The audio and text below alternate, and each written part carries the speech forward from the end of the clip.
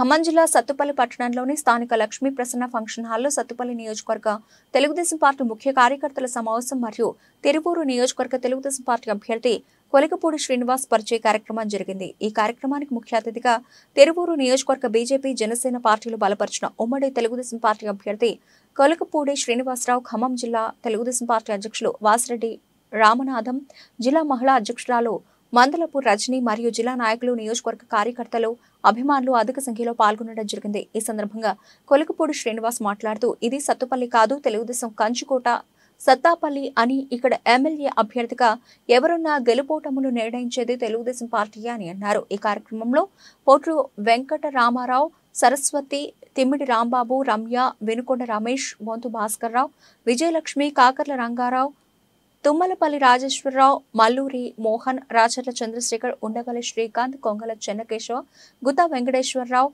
చల్లంగుల అప్పారావు తదితరులు పాల్గొన్నారు।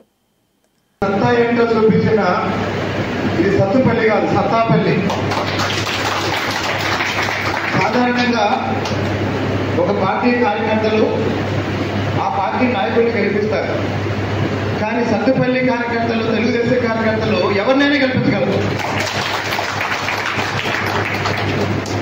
ఒక పార్టీ తరఫున పోటీ చేసే నాయకులు ఆ పార్టీ కార్యకర్తల దగ్గరికి వెళ్ళి, ఆ పార్టీ అభిమానుల దగ్గరికి వెళ్ళి మీరు ఓటేస్తేనే మేము గెలుస్తామని చెప్తారు।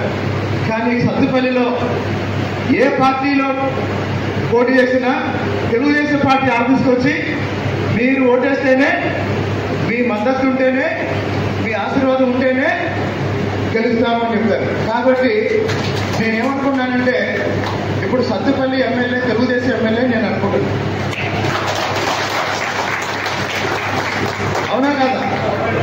మనం చెప్పడం కాదు, ఈ మాట వాళ్ళే చెప్పారు కదా, వాళ్ళే మన పార్టీ ఆఫీస్కి వచ్చి చెప్పారు।